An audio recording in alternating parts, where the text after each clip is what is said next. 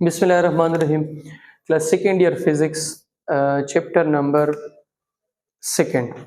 आज का जो हमारा टॉपिक है वो है मैक्सिमम पावर आउटपुट। ठीक है, हमने इस टॉपिक में ये अंडरस्टैंड करना है कि अगर हमारे पास एक ईएमएफ सोर्स है तो वो हमें मैक्सिमम पावर जो है वो कब दे सकता है।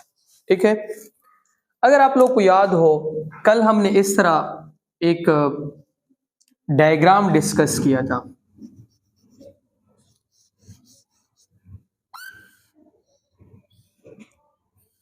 ये मेरे पास एक बैटरी है और इस बैटरी के साथ मैंने यहाँ पे एक लोड कनेक्ट किया है, एक रेजिस्टर कनेक्ट किया है, एक ऐसी डिवाइस कनेक्ट की है जो इस सोर्स से क्या लेती है, एनर्जी लेती है, उसको यूज करती है। ठीक है,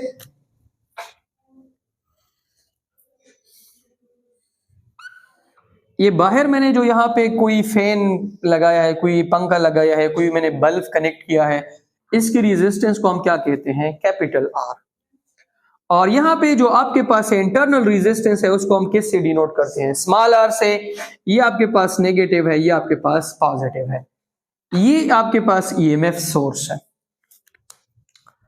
अब ये जो ईएमएफ सोर्स है ये आउटपुट में हमें मैक्सिमम पावर कब देगी, याद रखें, if internal resistance is equal to the resistance of load, then power out will be maximum।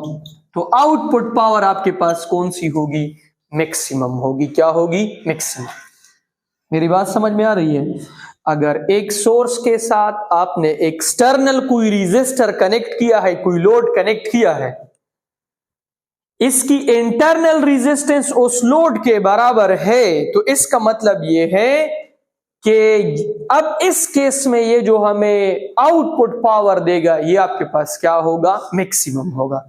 अगर आप लोगों को याद हो, हमने एक इक्वेशन जो है वो पावर में पढ़ा था, पावर आउटपुट किस चीज के बराबर था, I square R, P is equal to I square R. और कल के टॉपिक में हमने एक इक्वेशन निकाला था इंटरनल रेजिस्टेंस में, I is equal to E divided by R plus R। ये इक्वेशन हमने निकाला था। इसको आप नाम दे दी इक्वेशन नंबर फर्स्ट, इसको आप नाम दे दी इक्वेशन नंबर सेकंड। अब ऐसा करें कि इस सेकंड इक्वेशन को किस में पुट करें, फर्स्ट में, तो P out is equal to, इसकी जगह पे E divided by R plus R का स्क्वायर इंटू R। अब इसको ओपन कर ले तो P out is equal to, ये हो जाएगा ई स्क्वायर, और नीचे ये आपके पास एक फार्मूला है ए प्लस बी का होल स्क्वायर। तो ये क्या बनेगा कि आर स्क्वायर प्लस 2RR, और यहां पे आपके पास क्या आ जाएगा, आर आ जाएगा। क्या आ जाएगा, आर।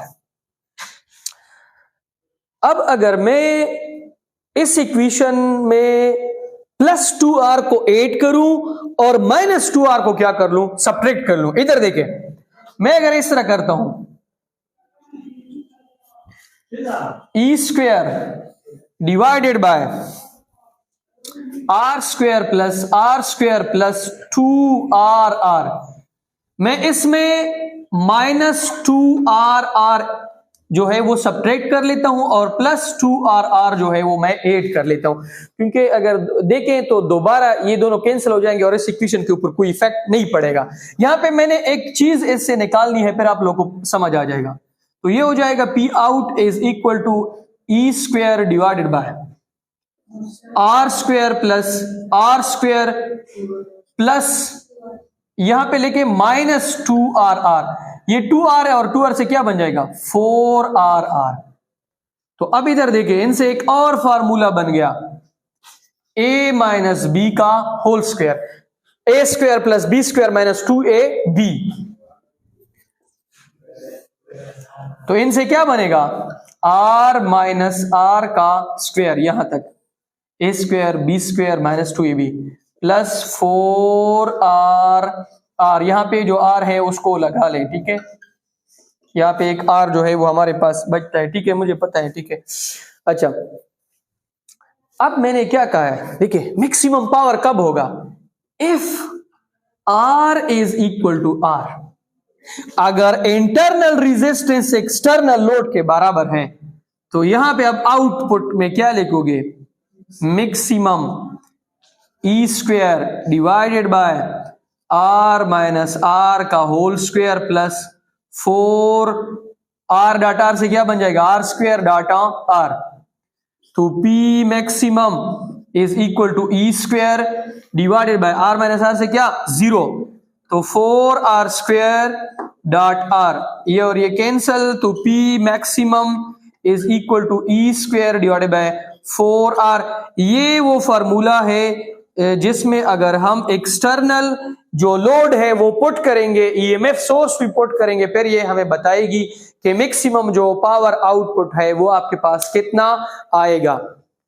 तो मैं दोबारा से बता देता हूं, अगर मैं किसी बैटरी ईएमएफ सोर्स के साथ उतना ही लोड कनेक्ट कर लूं या उतनी ही रेजिस्टेंस वाला लोड कनेक्ट कर लूं जो इसके इंटरनल रेजिस्टेंस के बराबर होगा, तो फिर ये जो हमें आउटपुट में पावर देगी वो आपके पास मैक्सिमम होगी। क्या होगी, मैक्सिमम पावर आउटपुट।